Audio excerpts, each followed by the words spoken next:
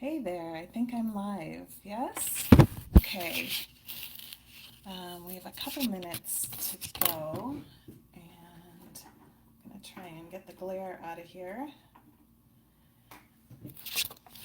You wouldn't think it would be more nerve-wracking to read to a computer screen than to read to real live people, but I think it is. All right, let's see if this is better. That's a little better. So, hi. I don't know what I'm doing. Hi, Poets in Pajamas people. We have just a couple minutes before we start, and I see one person. Hi. So I'm just gonna kind of chat for a minute and give people a chance to come in and to find it. And yeah, and hope you guys can hear me okay. So I'm really grateful to Poets and Pajamas for choosing me, and I love this reading series, and I've really enjoyed watching the other writers' videos and live readings. Um, I'm not wearing pajamas because after 2 months or 150 years or whatever it's been of pandemic stay at home, I thought that what I actually need is an excuse not to wear pajamas but to put clothes on. So I'm actually wearing clothes rather than pajamas. Um, hey, Nancy. Um, so I'm really, really excited to be here. And again, thanks to Poets in Pajamas for having me. I'm delighted. And you already some good has come out of this because I did clean my guest room. So, so life is better for me already. Um, I really appreciate I really appreciate people coming to hear poetry. Well, always, but kind of especially right now. You know, not only has the pandemic been a hard, weird time for everybody, but this week in particular has been just heartbreaking and difficult, and thinking about what's happening in Minneapolis and in cities all over the country, and thinking about George Floyd and his family. And I grew up in Minneapolis. Um, I grew up in Minneapolis, so I feel particularly heartbroken watching what's happening there, and seeing the city that I used to live in and that I love being torn apart. And I just feel for the people of that city, and I feel for the people of color who are still contending with being brutalized. Um, and so I want to especially thank you for coming to your poetry during this time when so many people are exhausted and heartbroken. And so I wish I could say that my poetry will be like comic relief or something, but it won't be. That's Unfortunately, that's not the case. Um, let's see. I'm going to try and not say all the time. So I'm going to read a few poems and for about 15 minutes or so, and then we'll have about 10 or 15 minutes where I would love to hear from you guys. I would love to hear questions, to have some conversation, um, and yeah, just have a little back and forth about whatever. So I'm going to begin with I think I'll go ahead and begin. I'm going to begin with three poems that came out of a series I started a few years ago. A few years ago, when my father was still alive, he had started falling for no reason that we knew of, and eventually he was diagnosed with Parkinson's disease. But before the diagnosis, he just his relationship with gravity just changed. He just fell all the time, seemingly out of nowhere. And so while that was happening, I started to I started to think about gravity, which I really hadn't thought about much before, and I started to do a little bit of super light physics reading to try and understand what gravity is. And out of that, I began this series of letters to gravity. So I'm going to begin with three of the letters to gravity. They all begin Dear Gravity, and they're all addressed to gravity, the force. And then I'll move on to some more recent stuff. So, um, Dear Gravity, may I call you grave? An old tree falls after long weakening, after years of unseen hollowing. Sorry, let me start over. Dear Gravity, may I call you grave? An old tree falls after long weakening, after years of unseen hollowing, and it keeps falling, rotted core turning to damp dust, becoming earth, the body its own trench. At the doctor's office, the nurse says I've grown shorter. Only natural. I stare hard but can't wipe the pleasant smile off her face. I am sinking, not quite like a ship or a deflating balloon, but like the house's foundation, or I am the house and the clay it is built on, and eventually the unrecognizable rune. My mother's hips are out of plumb. She lists like a sailboat about to slice sideways into waves and then under. My father's head is even with my own, so he's winning the shrinking race. Imagine us becoming not just shorter, but thinner, not lying down for a last time, but disappearing altogether, like a popsicle that is melted into a stain on someone's smile.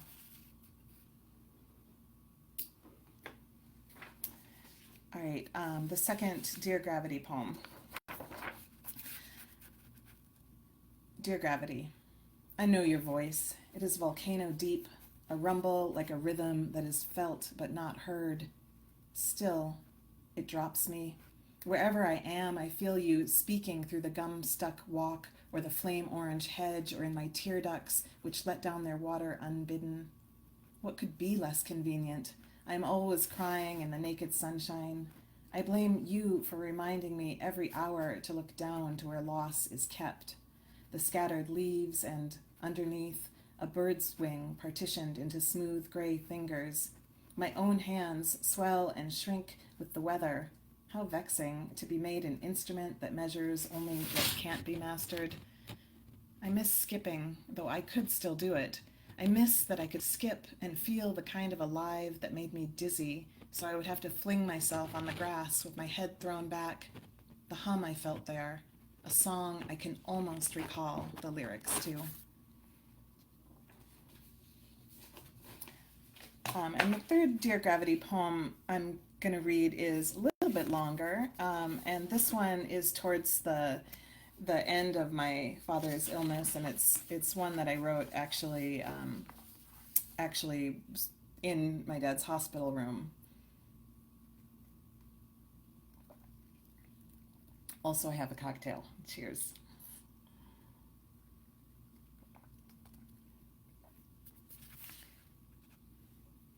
Dear Gravity, let's say we begin and end with questions, putting aside for now those associated with being born.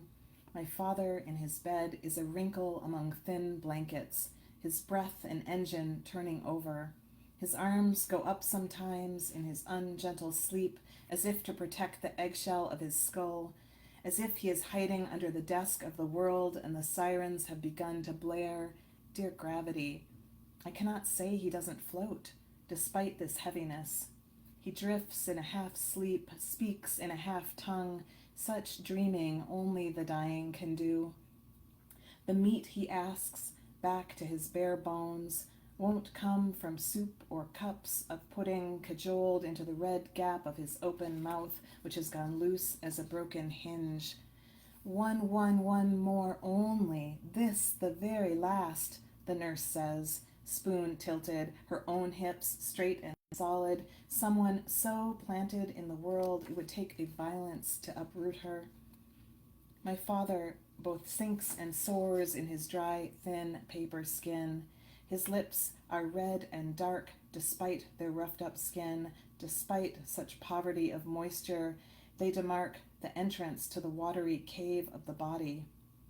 The lexicon of questions is poor in relation to that vast tunnel, the red and slightly pulsing tunnel beyond the ivory markers of his rotted porcelain teeth. Where in that disintegrating labyrinth is the him that is?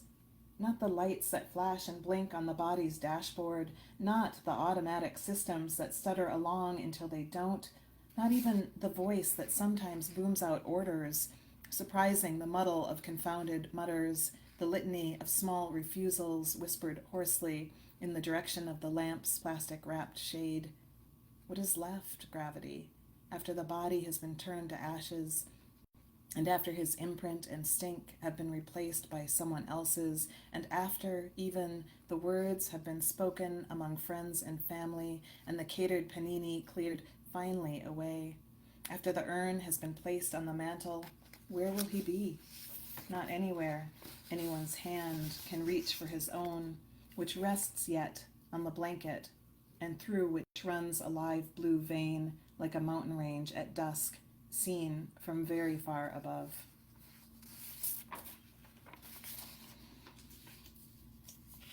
All right, so that's a little bit of the Dear Gravity poems. There's a series of about, I think there's about 10 of them or 11 of them altogether in Anchor, which is forthcoming sometime next year from Orison Books. So now I'm going to switch gears a little bit, and I'm going to read I think 3 new pandemic tinged poems. And so during the stay at home, I've found it really hard to write, and I've been pretty distracted. But in April, I did join a poem a day 30-30 group, as I have every year for the last few years. And though I wasn't really able to write every day, I would say I failed pretty miserably at the poem a day, but I did get a few poems out of it, or a few drafts. And so these are 3 of them, pandemic flavored poems. The first one is called Notice One Thing Every Day, and that was a piece of advice that somebody had given to someone else on Facebook, of course, on living through a pandemic. So this is Notice One Thing Every Day. No one says the rules of the game. I noticed first a swarm of bees. That's a lie. There were at least 1,000 visions before that moment, but the swarm is the thing that means. It menaces and sparks, shimmering from a distance, so that I keep moving closer, squinting until I hear it. I spot the single bee closest to my face at the same time as I recognize the rising hum, the engine of a wild herd circling in disks of sunlit pollen. Holy dread, so much elation in the throng, the ring of peril and delight, the whole risky world on show. And this next pandemic-y poem, I wrote a few weeks ago, and it's referencing every few years in New Mexico we get a plague of moths, and so I was remembering a plague of moths from a few years ago, where literally like thousands of moths, millions probably, descend, and they're all over the light bulbs and the doorways and the windows, and they get in the house who knows how, and it's crazy. So shortly after I wrote this poem, not thinking that it was going to be a plague year, it turned out to be a plague year, and we got another influx of moths. So sorry if I made it happen. This is Scourge. One year there was a plague of white-winged moths, that mobbed the windows and pressed their bodies over the surfaces of doors so that every opening brought a living curtain gusting in, and soon the smell of burning wings sizzling on hot bulbs. They darkened the corners, shadows that fluttered like delicate lungs. Awake in the night, I would watch the windows where their silhouettes crept across the glass. I was never sure if they were inside or out. I was afraid of breathing one in as I slept. I killed them and hated myself for the slaughter. When they disappeared, I hardly noticed how the nights became lighter despite the coming cold. All right, and one more pandemic-y poem. This is called Pandemic Dream, and it's maybe kind of a love poem as much as a love poem as I do, I guess. Pandemic Dream. I dream you smoking on the summer porch, humming a song I only half can hear. I wake to headlines, metaphors of war, names like ants or crumbs across the page, like bomb detritus forever lodged, sharp things waiting for a foot. Half of us are scared to breathe. A few are coughing purposely in faces. What awful plot this novel has. I shouldn't listen to the news, the neighbors' rumors, my mother clueless on the phone. She'd hate the way she sounds, late night radio talk show host, deep state, this and that. I guess I'm glad she'll never know this moment's fear. But in my dream, dear heart, your cigarette, a conductor's wand, refrain of bird noise, looping, not a Disney flick, but woozier, a drier, realer sound, summer party, bodies, friction, all that's disappeared. All right. I'm going to end with one more poem, and then if you guys have questions or things you want to talk about, I'd love to see them. All right, so this is a pretty new poem. It's pretty new. I went through a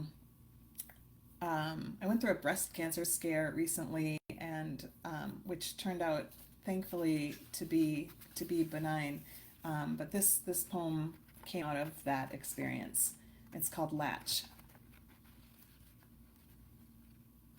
My hand in the dark on the lump in my breast, right where the needle made its bite, where I used to ask a friend to help me fasten a cameo straight on my favorite blue dress, the one with the front buttons that came undone if you looked at them too long. I floated in midnight lakes, pale areolae in star-flecked water, everyone's wet, skin moonlit and fantastic. I flashed a man who wouldn't stop staring at the shape of my chest under my waitress uniform. There were hours spent fixed in place while the late afternoon swooned dark and the baby sucked and fought sleep, his mouth on the swollen nipple, a milk drop purled on his lip when he finally let go. Yes, I bound them and hid them in jogging bras under loose sweaters and formless dresses, wanted them smaller for a better silhouette, a smooth line an eye could glide past without a snag, then spilled them over bikini tops, which untied as I dove. But mostly I did not think of them. A body is just a set of nerves in fur and spangles, a shopping cart with one disobedient wheel. But now, here I am in the vast new country where fear lives, the tender island in my breast, clutching a scribble of creases, this map of tributaries, but no roads. All right, thank you all. So now I'd love to hear questions from you or just chat a little. And yeah, just hear from you all. As I said, I've found it, I'm starting to feel like I have a little bit more focus again, but for the first bit of stay at home, I found it almost impossible to write or to read much. But sort of slowly that's coming back. I've been able to read poems and novels, which is helping a lot. And um, and reading series like this one where you can just go and watch a video have been marvelous for me because yeah, because when I don't have the concentration, I'm still really loving hearing people read their poems. And I've been posting videos of people reading work on the Badmouth site, which is a reading series that I run, and every Monday I've been posting videos from writers reading their work, and that's been a pleasure for me too, just to hear those writers and to see what other people are up to.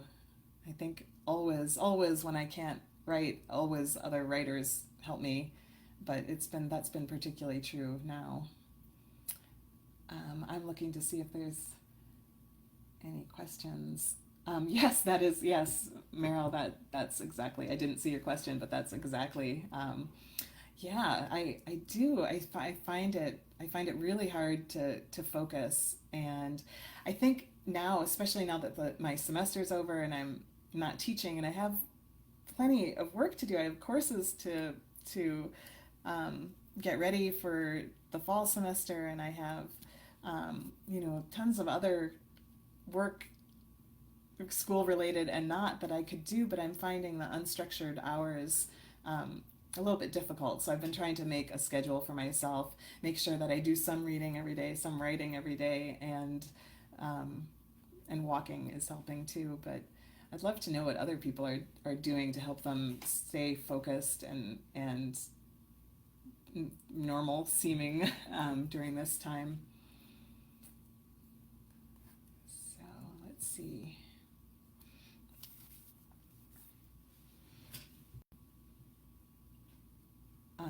And what else? I'm also watching a lot more movies. Normally, I don't watch a lot of movies, though I love them. But I also find that watching movies and just getting myself immersed in stories in any way I can is also helping with my imagination, helping with writing, helping to feel grounded in the world in some way. Let's see. So we do have a few minutes left if other people have any questions. I'm just looking in the... Thanks for these comments. I appreciate it. I'm just looking in these to see if there are any questions.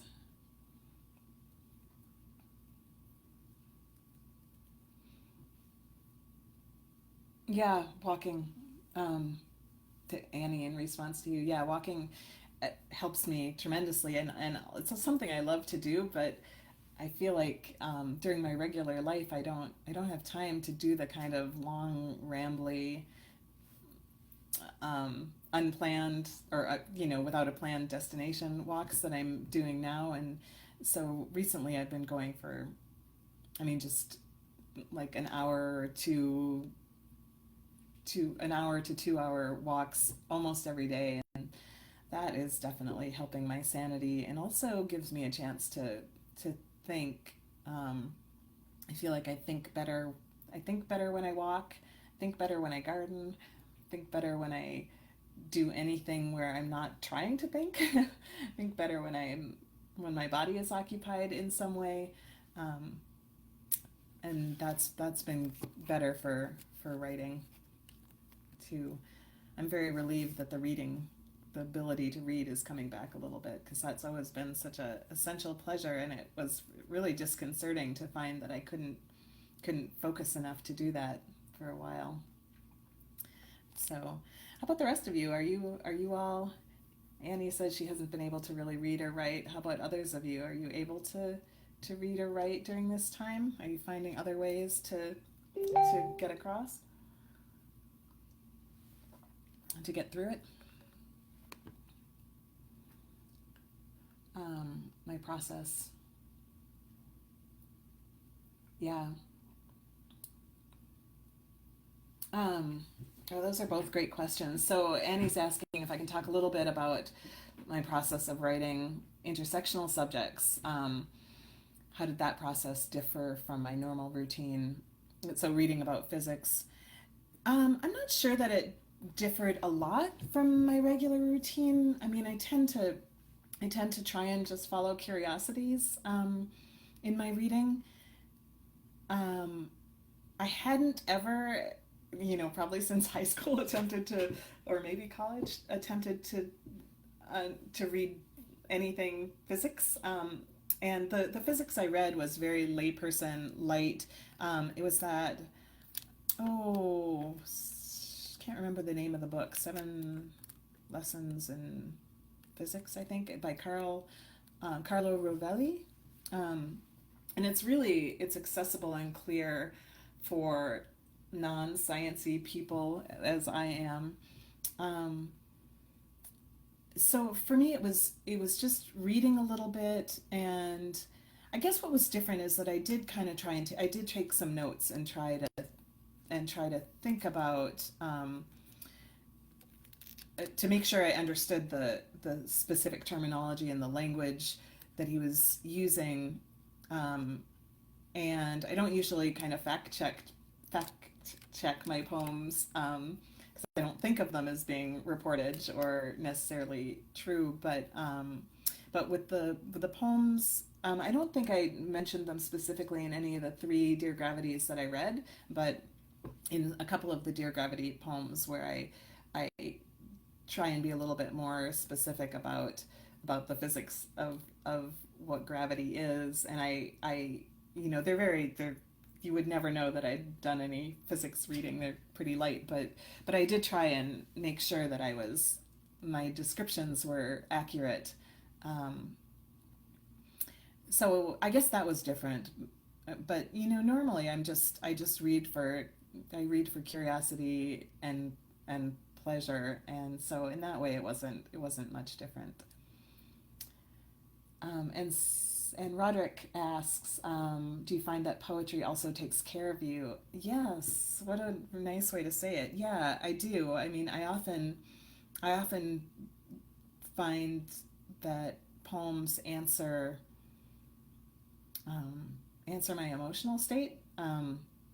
They they allow they articulate something that I feel but maybe couldn't say exactly or hadn't gotten around to saying. Um, and they also just nurture me. I mean, as I think for most poets, maybe all poets, reading poetry is what got me to want to write it. And so, yeah, I always feel pretty. Um, I feel fulfilled, or I don't know, just um, spoken to um, in conversation with poetry. And I do try and when I'm sitting down to write, I usually try and read at least a poem to kind of get me in that headspace. And I have some favorites that I go back to a lot. Um, Meryl asks if I can give a link to the Badmouth series. Yes, absolutely. It's you can actually just go to Badmouth Burke, I think that's right. On There's a Facebook page, and then on the Facebook page there's a link to the website and to the mailing list. There's an email list, and I'm writing it into it might be Badmouth Burke. I should be able to just find it on Facebook. Um, all right. Well, if anyone has any more questions, let me just have a look and make sure. Otherwise, I think, do you feel like oh, Michael, hi. Do I feel like storytelling is a key part of my poetic practice? Um, that's a really interesting question. I feel like I'm not an especially narrative poet, though I think I've become more that way. But I love reading stories and I love to be immersed in a story. So, though my poems are not necessarily narrative or linear, though sometimes they are, um, I do, I mean, my hope is that people feel immersed in at least a scene, and feel part of the whatever the story of the poem is, even though it may not, even though it may not be an actual sort of linear narrative, if that makes sense. Um, I feel like storytelling is a key part of my reading practice, more than, and my listening practice more than my writing practice, but it is definitely something that interests me. And I feel like I've gotten, as I said, I think I've gotten more and more narrative, um, narratively oriented the more I write. So, well, thank you all so much for coming. I think it's been about a half hour. So, again, this has been really fun. Not nearly as terrifying as I thought it was going to be, and I'm just so happy that you were all here. And yeah, thanks very much. All right. Bye, everyone. Thank you so much.